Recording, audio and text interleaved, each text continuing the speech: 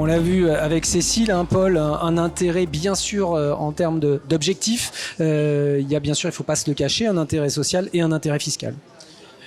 Il y a en effet un intérêt économique et fiscal pour l'entreprise. Un exemple très concret qui va parler à tout le monde, à tout chef d'entreprise.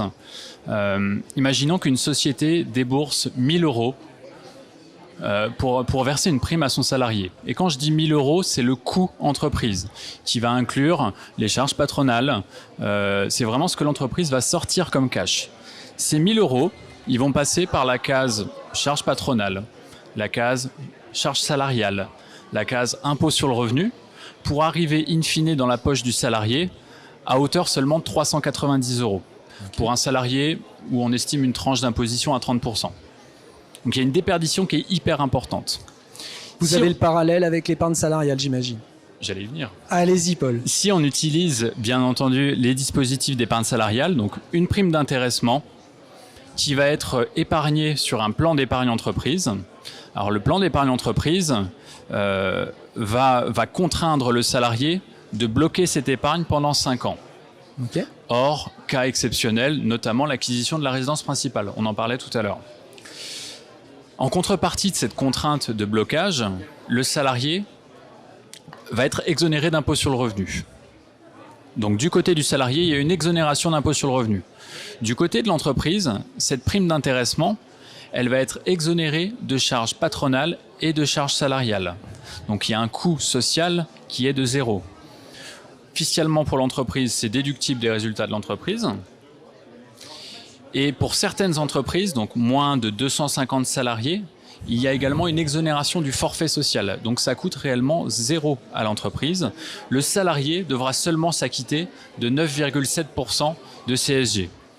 Donc si on revient à l'exemple initial, l'entreprise sort 1 000 euros, que le salarié verse sur son plan d'épargne entreprise, il aura, lui, 900 euros sur son plan d'épargne entreprise contre 380 euros, 390 euros.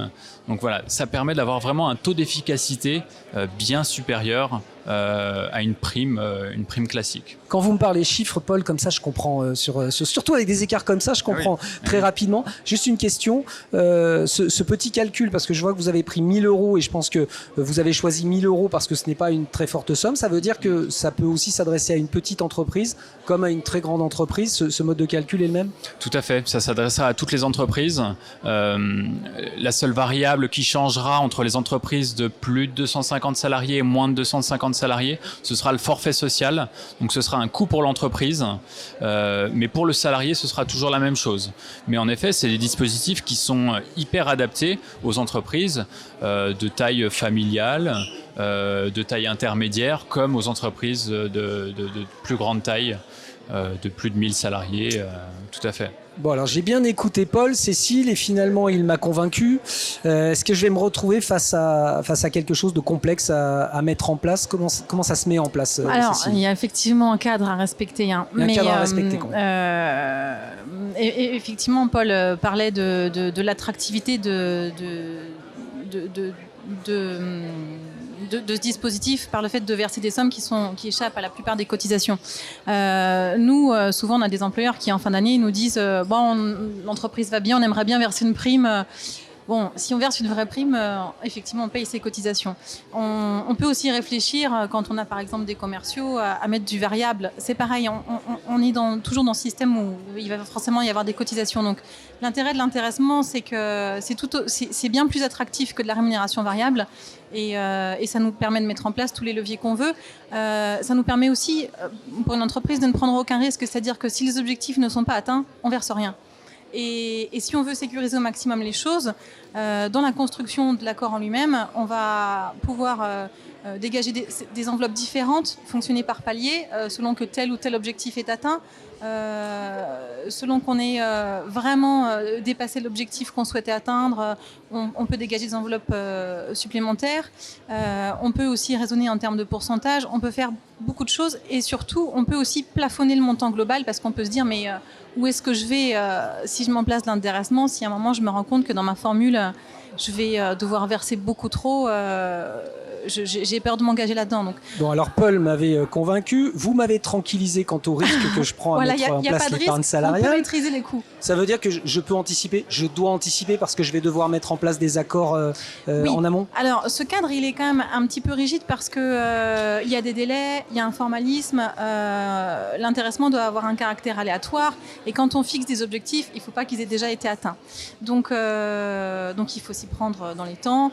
Il faut conclure un accord avec son personnel ou avec ses institutions représentatives si elles existent.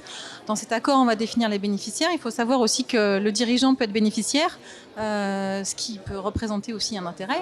Les salariés sont tous effectivement éligibles à ce dispositif. Ça a un caractère collectif.